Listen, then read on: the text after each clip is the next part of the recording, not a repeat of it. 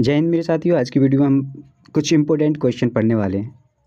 प्रतिशत पढ़ रहे हैं। प्रतिशत का मतलब आप सब जानते ही 100 होता है ना। तो उसको हम निकालना सीख रहे हैं और शॉर्टकट द्वारा। ठीक है। ग्रुप डी के एग्ज़ाम की डेट आपकी क्लियर है, परसेंटेज आता है। लेखपाल की डेट में परसेंटेज आता है। तो दोनों डेट आपकी आ चुकी हैं। आपको सिर्फ करना क्या है, देखिए प्रतिशत आपको आता है, मैं मानता हूँ प्रतिशत आपको आता है, बट आपको अप्रोच कैसे लेना होता है। ठीक है। एग्ज़ाम में कम समय में कैसे हल करना होता है, वो चीज़ें हम यहाँ पे सीखते हैं। ठीक है। वैसे तो आपको सारी चीज़ें आती हैं कि देखो, अगर फार्मूलाज बेस करोगे तो बहुत टाइम लेता है, जैसे करीबन 2-3 मिनट ले लेगा अगर आप फास्ट कैलकुलेशन करना जानते हैं तब।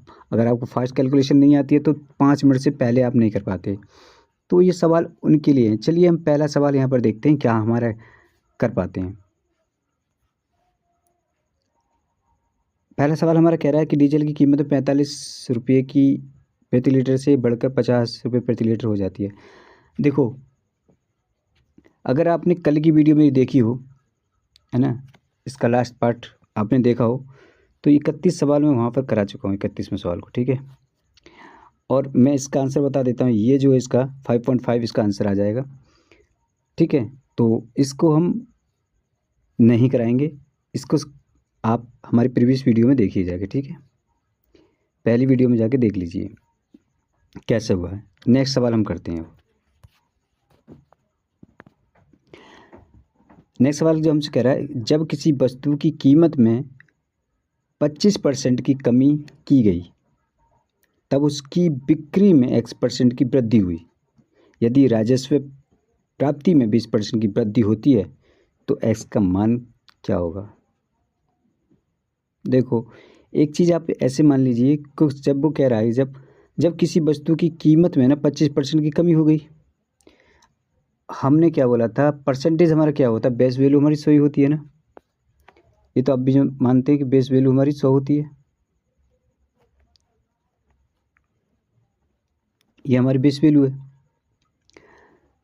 इसमें से अगर 25% कम कर दें, यानी 100 में से 25 रुपये कम कर दें तो 75 बचेंगे हमारे पास। हाँ या ना।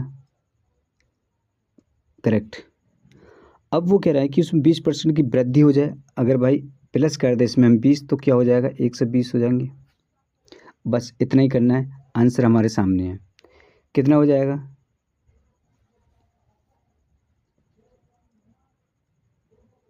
25 दिया,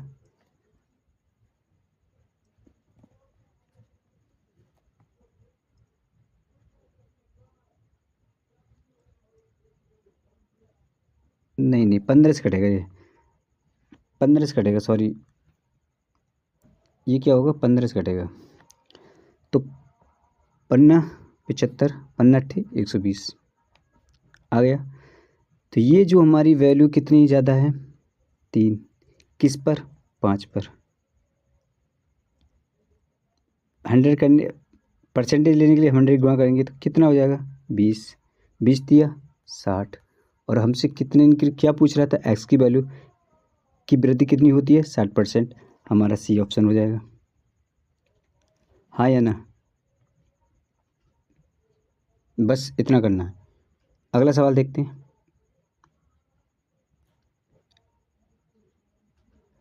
देखो, सवाल कह रहा है कि जब किसी वस्तु की कीमत में 20% की कमी की गई, वही मैं डायरेक्ट लिख लेता हूँ, 80 20%, इतना तो आप समझ गए होंगे कि हमें क्या करना होता है। और कितने की वृद्धि की जा रही है, 60% की वृद्धि होती है ना। तो 160 हो जाते हैं, 160 हो जाता है। इसको काट देंगे, 1 और 2 ना, कितने की वृद्धि हुई, 1 की। ठीक है। 1 की वृद्धि कितनी पे हुई, 1 पे। तो हम क्या करेंगे, इसका 100% हमारा हो जाएगा कि नहीं हो जाएगा आंसर। भाई 1/1 लिखेंगे और अपन 100 कर देंगे तो 100 हो गया ना। तो इसका हमारा 100% आंसर हो जाएगा। कुछ करना ही नहीं है सवाल में। देखो, सवाल लगाने से पहले ना आप सवाल को पढ़िए और अपनी वीडियो रोक के ना फिर करने की कोशिश करिए। आप लगाएंगे सवाल तो आपको ज़्यादा समझ में आएगा, वरना आपको ऐसा लगेगा कि हाँ मेरी समझ में आ गया, मेरी समझ में आ गया। जब करने बैठोगे तो आपको पता चलेगी कि क्या पढ़ाया था यार, कैसे बताया था, मैं तो भूल गया, है ना। तो ये चीज़ें नहीं होनी चाहिए, भूलना नहीं है आपको। ठीक है, चलो आगे देखते हैं। एक सवाल है, तेल का मूल्य 20% तक बढ़ जाता है।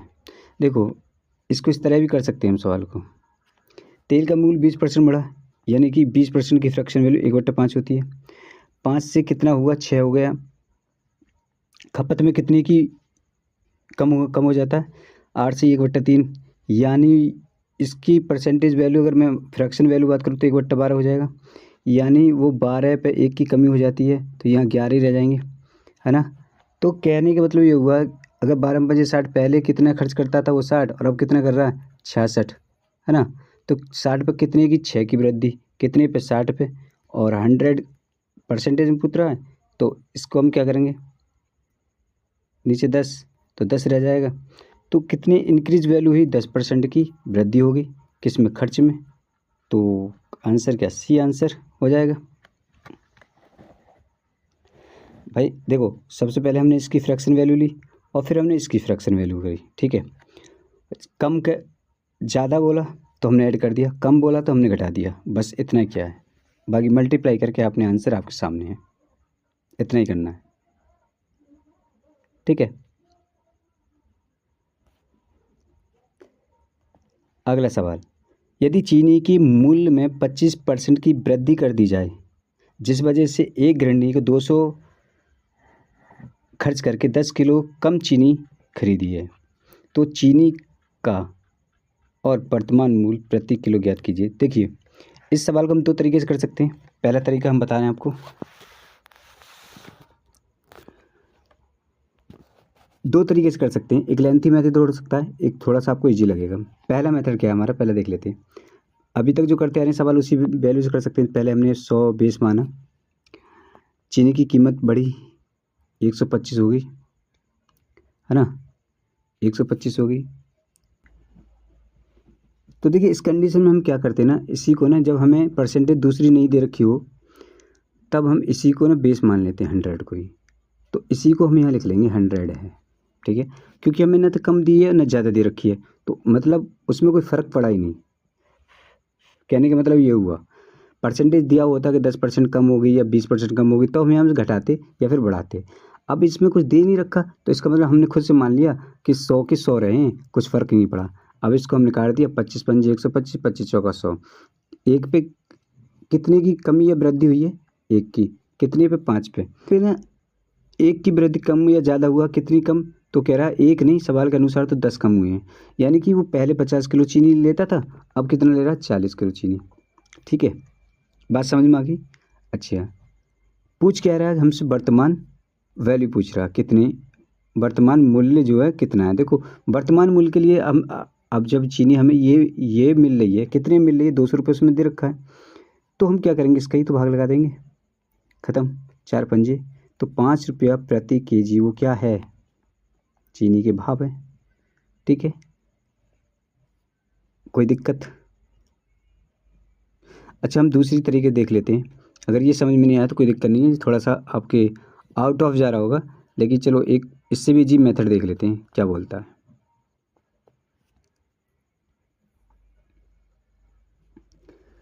चलो हम ये कर लेते हैं। हमने क्या किया, देखो यहाँ पर एक चीज़ दे रखा है, अब वर्तमान मूल्य पूछे, अगर आपसे प्रेजेंट पूछे, तो प्रेजेंट में हमें करना क्या होता है, प्रेजेंट पूछ रहा हमसे, तो प्रेजेंट में हम क्या करेंगे, देखो रुपये जी कितने दे रखे हैं, 100, रुपये गुणा परसेंटेज की हम क्या कर देंगे, मल्टीप्लाई, ठीक है। और ये हो गया, इतना ही है। जब वृद्धि हो या कम, ज़्यादा हो या कम, हमें कोई फ़र्क नहीं पड़ता, लेकिन क्या करेंगे, रुपये और परसेंटेज की, इस तरह के सवालों में हम क्या करते हैं, रुपये और परसेंटेज की गुणा, बटे में कम या ज़्यादा चीनी मिल रही है हमें, वो लिख देते हैं, कितनी कम और ज़्यादा मिल रही है, 10, बस आपका आंसर हो गया। अब कहेंगे देखो, ये परसेंटेज होती है, परसेंटेज जब नीचे जाएगा 100 होता है, तो परसेंटेज का मतलब ये 0 कट जाएंगी, है ना, ठीक है। 25 दूनी 50 हो जाएगा, और 50 नीचे 10 हुए हैं, तो 0 0 कट गई, तो 5 आ गया प्रति किलो, प्रति केजी, 5 रुपये प्रति केजी किलो, मतलब 5 रुपये किलो की चीनी लेके आ रहा है वो। अब समझ में आ गई बात। प्रेजेंट निकालना है तो हमें क्या करना है, रुपये और प्रतिशत की गुणा कर देनी है और नीचे बटे में कम या ज़्यादा जो भी चीनी मिल रही है उसे लेके आएगा। ठीक है, अब एक सवाल देखिए क्या कह रहा है, बड़ा इंपॉर्टेंट सवाल है, बहुत अच्छा सवाल है, बहुत बढ़िया सवाल है। बस आपको अप्रोच लेना सीखना। देखो इन सवालों में क्या है, उससे पहले मैं एक चीज़ आपको बता दूं। देखो हम कहें कि 100 का 20% कितना होता है। अगर मैं कहूँ कि इंक्रीज़ कर रहा हूँ मैं 20 रुपये को, 100 पे 20% इंक्रीज़ हुआ 100 पर, तो अब क्या लिखेंगे, तो अब ऐसे तो निकालेंगे 20/100, यानी कि ये कट जाएगा, ये कट जाएगा, कितना बचा 20, और इंक्रीज़ कर रहे हैं 100 पे तो हम 120 कर देंगे कि इंक्रीज़ इतने रुपये हमारे बने। बात समझ में आई? कितना हमने इसमें ऐड किया, इसमें कितना ऐड किया, हमने ऐड किया इसमें 100, यही है ना। ओके, अगर सवाल कहे हमसे, अगर सवाल कहे हमसे कि 30% 100 में कितना बनता है, इंक्रीज़ करी जाए, तो 100 को हम यहाँ मल्टीप्लाई करेंगे तो यहाँ काट देंगे 30, यानी 30 ही बनता, और 30 को हम ऐड कर देंगे प्लस 100 में, तो हमारी वो वैल्यू निकल जाएगी जो इंक्रीजन हमें चाहिए होती है। तो इसका मतलब ये हुआ, जो वैल्यू अगर हमें कहीं दे रखी है ना, 100 पे अगर कोई वैल्यू हमें दे रखी है तो उसका इंक्रीजमेंट मान लीजिए, इसका मतलब हम मान लेते हैं कि ये हुआ, अगर कहीं कोई वैल्यू दे रखी है तो हमसे पूछे 30% कितना हुआ, तो हम डायरेक्ट भी कह सकते हैं ना 130 हो जाएगा, यही है ना। अगर हमसे कोई कहे 50% कितना होता है 100 पे, इंक्रीज़ कितना होगा, तो आप डायरेक्ट कह सकते हैं ना 150 होगा। बात समझ में आ रही है? हम डायरेक्ट कह सकते हैं ना भाई 30 ही तो बढ़ेगा, जितना दे रखा उतना ही तो बढ़ेगा, कितना, बस 100 ऐड करना होता है हमें। सवाल में कह रहा है कि यदि एक भिन्न के अंश में 200% और हर में 350 की वृद्धि कर दी जाए तो परिणाम जो है ना 512 आता है। मूल भिन्न क्या थी? देखो ये बहुत इम्पोर्टेंट सवाल है और ग्रुप डी के एग्ज़ाम एतबार से तो बहुत ही बढ़िया है। ग्रुप डी की अगर तैयारी करें तो उसके लिए तो बहुत ही ज़्यादा इम्पोर्टेंट है, आने की ज़्यादा संभावना है। मतलब संख्या चेंज हो सकती है लेकिन सवाल यही आने के पूरे चांस है।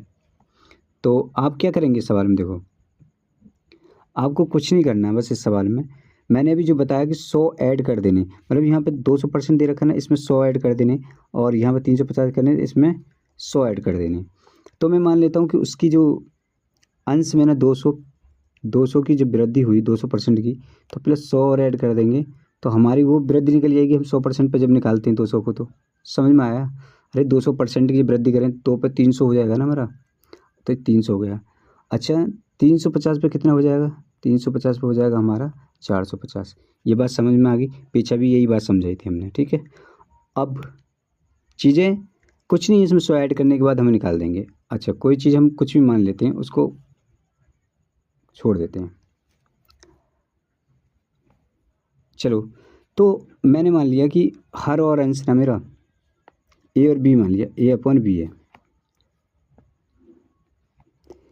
ए अपॉन बी है। इसमें कितने की वृद्धि हुई, 300 की, और इसमें कितने की वृद्धि हुई, 450 की, ये 450 की हुई, बराबर कितना हो जाता है, 12। ये बात समझ में आ गई?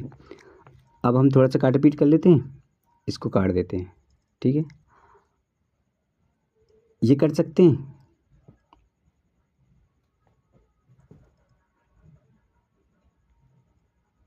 पंद्रह से कर सकते हैं, 15 दूनी 30, 15 तिया 45, ठीक है। ये 3 से कर सकते हैं, 3 चौक 12। अगर इधर की कोई वैल्यू काटते हैं तो नीचे नीचे हर की काटते हैं और अंश अंश से काटते हैं। जब ये नहीं कटता, अभी क्या बचा, ऊपर हमारा बचा हुआ है, तो इसको हम यहाँ ले जाएंगे और इसकी मल्टीप्लाई कर देंगे, तो यहाँ कितना हो जाएगा, 5/8, है ना, 5/8 हो जाएगा।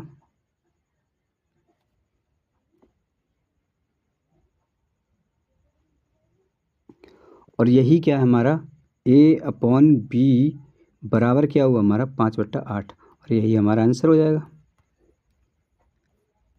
बात समझ में आ गई?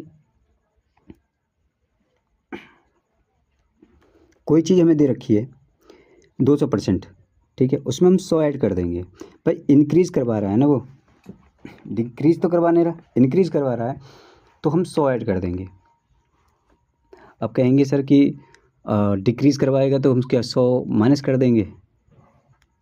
देखो डिक्रीज़ करने के लिए 100 थोड़ी माइनस होते हैं। अगर वो हमसे पूछेगा कि 100 में से कितने 20%, तो 20 ही तो माइनस करेंगे। समझ में आ गई? 100 में से 20% की अगर डिक्रीज़ की बात हो रही है तो 100 में से 20 ही तो तभी तो 80 बचेंगे। अब 100 माइनस कर देंगे तो फिर 100 में 100 माइनस तो माइनस ही हो जाएगा। हाँ 20 में 100 प्लस कर देंगे तो 120 होगा, लेकिन माइनस हम 20 ही करेंगे, याद रखना। ठीक है, आगे चलते हैं।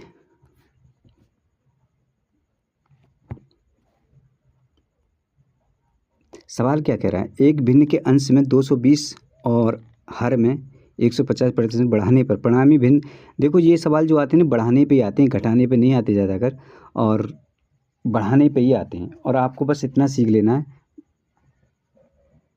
कि कैसे बढ़ा के कैसे निकालना है, बस आपको कुछ नहीं करना। देखो ए और बी मान लेते हैं, मैंने कहा ए और बी मान लीजिए आप, मान लिया हमने। ए कितने परसेंट बढ़ा हमारा?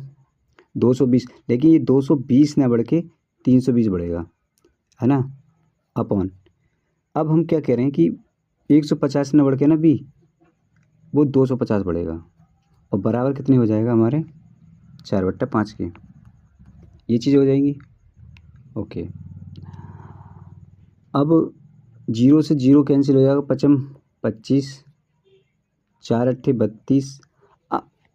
अब थोड़ा सा ध्यान दीजिए, ये जो वैल्यू है ना ए अपन बी की, अब ये यहाँ पर देखो ये कट के आ गई है वैल्यू, तो ये यहाँ पर क्या हो गया, ये 8 और बी जो है यहाँ पर कितना हो गया 5।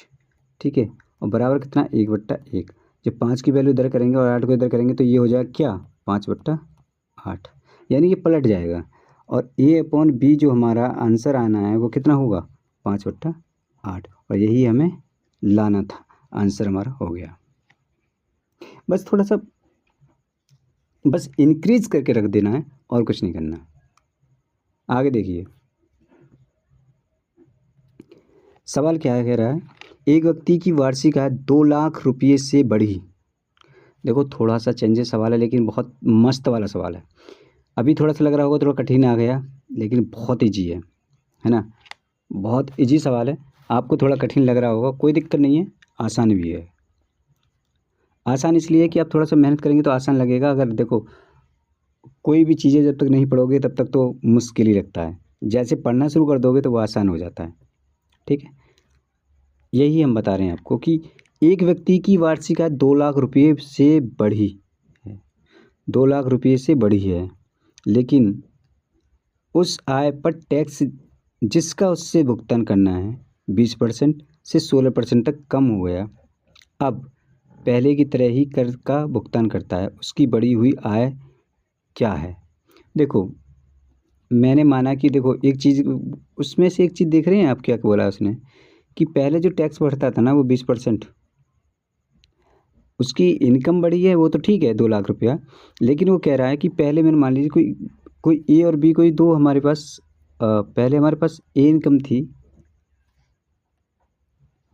पहले हमारे पास ए इनकम थी, फिर बी हुई, और बी की ही तो बढ़ी थी वो तो 2 लाख रुपये, है ना। पहले एक कमाए थे फिर बी में 2 लाख रुपए हो गए, लेकिन हम यहाँ क्या कर रहे हैं कि पहले हम 10% इस कमाई पे 10% की इंक्रीज़ कर रहे थे, और इस पे हम 16%, नहीं सॉरी इस पे हम 20% भर रहे थे, इस पे 16%।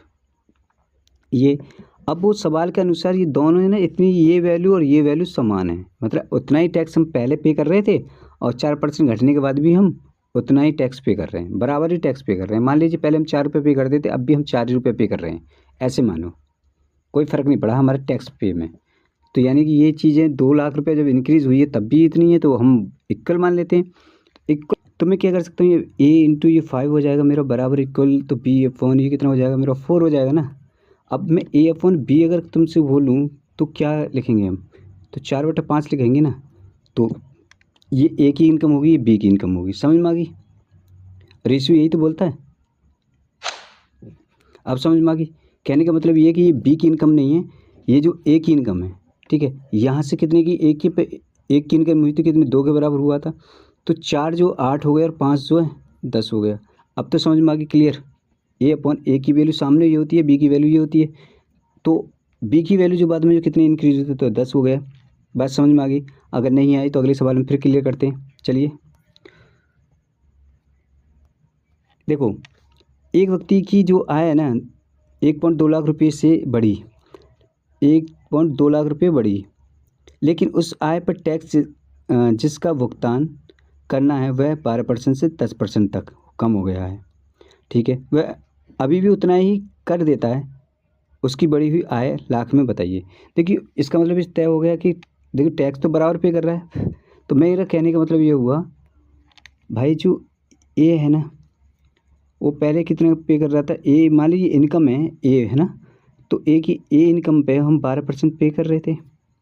ठीक है, और बराबर कर दिया, फिर हमने जो हमारी सैलरी बढ़ी तब हम 10% तो पे कर रहे हैं, उसके बावजूद भी हमारा क्या हो रहा है, बराबर दे रहे हैं। तो इसका मतलब इतने ही रुपये हम इतने पे 12% दे रहे थे तब भी पे कर रहे थे, और उतने ही रुपये हम 10% देने पे भी पे कर रहे हैं। ठीक है, बात समझ में आ गई। परसेंट से कैंसिल हो जाएगी। ठीक है, अब ये 2 से 2 पंजे हो जाएगी, 2 चिक्के एक। ठीक है, और बी ए हो जाएगा। अब मैं कह रहा हूँ कि ए अपॉन बी कितना है मेरा, तो आप कहेंगे सर 5/6 हो जाएगा। देखो ये क्या होता है कि जब हम क्रॉस मल्टीप्लाई करते हैं ना तब ये ऐसी वैल्यू आती है, तो ये आएगा ना, इसके साथ ये आएगा। समझ में आ रही है। अब एक की वैल्यू बढ़ी तो सवाल क्या कह रहा है, एक नहीं इतनी बढ़ी लाख में, तो कह रहा है कि भाई साहब टोटल इनकम कितनी है, तो 12×72 और इसमें पॉइंट लगा देंगे, इतनी होगी। तो इसका मतलब जो बी आंसर है वो सही है, लेकिन कितना 7.2 लाख हो जाएगा करेक्ट आंसर। बात समझ में आ गई। आगे चलते हैं, चलिए सवाल को देखते हैं। सवाल कह रहा है एक व्यक्ति की आय 5 लाख रुपये से बढ़ी, लेकिन उस आय पर टैक्स जिसका उससे भुगतान करना है वह 12% से 10% तक कम हो गया है। अब उससे 10,000 रुपये अधिक आयकर देना पड़ता है, उसकी बढ़ी हुई आय लाख में क्या है।